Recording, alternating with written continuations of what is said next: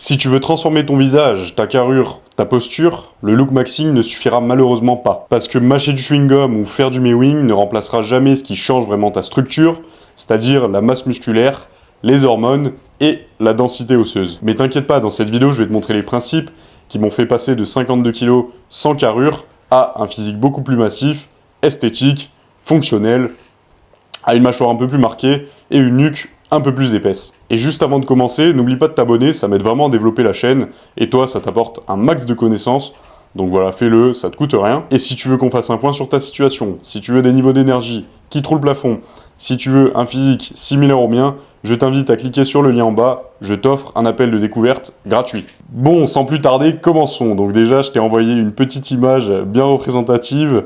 Le look maxing te rend faible et mou. Et oui, je vais t'expliquer pourquoi. Alors, premièrement, construire la base physique avant de penser look maxing. Ça va être vraiment le but de cette vidéo. Donc la transformation masculine réelle passe par la force et le muscle, pas par les gadgets esthétiques. Un corps puissant, c'est égal à un physique plus marqué, une nuque plus épaisse et une allure plus masculine. La priorité va être donc les entraînements lourds et réguliers. Le point de départ pour moi, ça a été 16 ans, donc 52 kg, un visage pas vraiment encore formé, des pecs en poire. Et le déclic, ça a donc été la découverte de la musculation, un apprentissage régulier et une discipline de fer pour arriver à ces résultats-là. Donc voilà, en 4 ans, je suis passé de ce physique, donc de 52 kg à 85 kg actuellement. Donc j'ai bouffé énormément de connaissances qui m'a permis d'arriver à ce physique et à ces résultats assez rapidement, on peut se le dire. Et donc, 4 ans plus tard, un physique plus massif et équilibré, un visage qui s'élargit, une nuque qui s'est renforcée et une mâchoire beaucoup plus définie. On peut faire la comparaison, je pense que les résultats sont là. Donc les résultats, ça a été une transformation globale, donc physique plus les traits du visage, un boost hormonal naturel, donc plus de testostérone, plus de DHT, et une confiance et une présence renforcée. Deuxièmement, pourquoi le look maxing est une perte de temps? Donc le look maxing, ce sont des méthodes esthétiques superficielles. C'est un peu féminin en réalité. Donc, exemple, le look maxing, ça va être mâcher du chewing-gum, faire du mewing, faire des exercices faciaux devant miroir, étirer la langue d'une façon bizarre comme ça. Et le problème, c'est que les gars qui font uniquement ça n'ont pas vraiment de carrure, pas de force et aucune transformation globale du corps. Ce qui fait qu'il y a une approche purement esthétique et une négligence de la base physique et hormonale. J'aime bien dire que ces gars posent la cerise avant d'avoir fait le gâteau. Je pense que c'est comme les compléments alimentaires. En réalité, le look maxing doit passer d'abord par une transformation physique, une transformation hormonale, et ensuite, si vraiment il y a besoin d'exercices faciaux, de mewing, etc., le rajouter par la suite, mais pas faire le look maxing en premier. Et les résultats de tout ça, ça va être donc des effets limités et souvent imperceptibles. Donc c'est du temps perdu sur la forme plutôt que sur la structure. Et comme je l'ai dit, donc on travaille en surface au lieu de travailler en fond. Alors ce qui marche vraiment pour transformer ton visage et ta carrure. Donc ton visage, ta nuque et tes trapèzes sont des muscles. Regarde, je t'ai mis tout là. Tu as toute l'anatomie représentée ici. Enfin presque, il manque l'arrière. Et donc ces muscles suivent tous les mêmes lois que les autres muscles. Donc on a la surcharge progressive, c'est l'augmentation du poids et de la difficulté au fil du temps. On a la tension mécanique, donc ça va être des contractions intenses et contrôlées. Et on a le signal hormonal. On en a d'autres, mais ce sont les principaux. Et le signal hormonal, ça va être qu'un travail en force lourde, stimule la production de testostérone et de DHT majoritairement. Et ça nous amène sur le fait que l'entraînement lourd est imbattable là-dedans.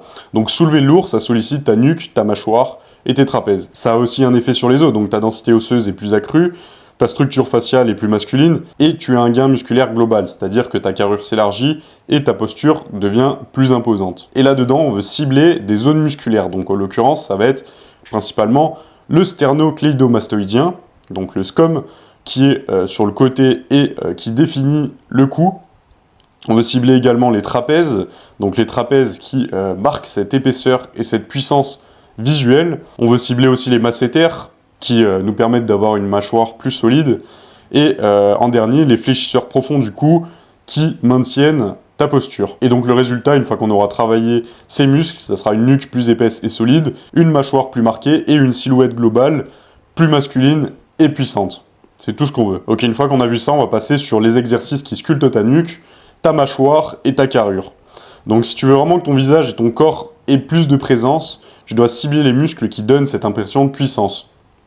Donc les trapèzes, ta nuque, le haut du dos, les fléchisseurs du cou, etc. Donc en réalité, les muscles que je t'ai cités ici. Et tout ça, donc ça passe principalement par du lourd et pas par des mouvements gadgets. En numéro 1, on a le soulevé de terre. Donc ça, c'est, à mon sens, le roi des exercices. Il recrute tout, donc le dos, les trapèzes, la nuque, les jambes, et il envoie un signal hormonal énorme. C'est-à-dire que rien ne travaille la densité musculaire autour du cou comme le deadlift.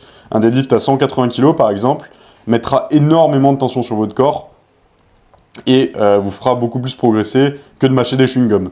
On s'entend. En numéro 2, on va voir le front squat. Donc le front squat, il se fait avec une posture droite et le menton légèrement rentré. Donc le front squat, c'est pas juste un squat. Le front squat t'oblige littéralement à rester droit, ce qui met la nuque et les trapèzes, le haut du cou aussi, en tension constante. Et le résultat, c'est que tu as une meilleure posture et un coup plus massif. En numéro 3 aussi, on a les élévations latérales lourdes. Donc on pense souvent que c'est juste pour les épaules, mais quand tu contractes la mâchoire en même temps, tu renforces aussi tes masséters. Et on a aussi un renforcement des trapèzes supérieurs, effectivement. Et le bonus, donc ça va être des épaules plus larges et un visage qui paraît plus marqué. En quatrième, on va voir le rowing lourd, donc à la barre ou aux haltères. Moi, je suis plus un adepte de la barre, puisqu'aux haltères, on ne peut pas charger très lourd, alors qu'à la barre, on peut envoyer. Donc le rowing, on va tirer fort, le menton rentré, et avec tout ça, tu sens directement la tension dans ta nuque et tes trapèzes. À mon sens aussi, c'est un des meilleurs mouvements pour développer ton dos et pour gagner en épaisseur et en densité. En numéro 5, on va avoir les dips lestés. Donc ça travaille la cage thoracique, les triceps et le gainage cervical. Et si tu rajoutes du poids, tu auras plus de tension sur toute la chaîne haute du corps et visuellement, ça change tout. En complément, pour aller plus loin, on va avoir le shrug lourd. Donc c'est simple mais ultra efficace pour charger sur les trapèzes supérieurs. En deuxième, on va avoir le neck curl et les extensions avec harnais. Donc c'est un renforcement direct du cou, ce qui fait que c'est parfait pour la solidité et l'esthétique. En avant-dernier, on va avoir le farmer walk. Donc c'est un exercice où tu portes 2 haltères lourds dans les mains et où tu marches, donc ça forge les trapèzes et ton grip, accessoirement.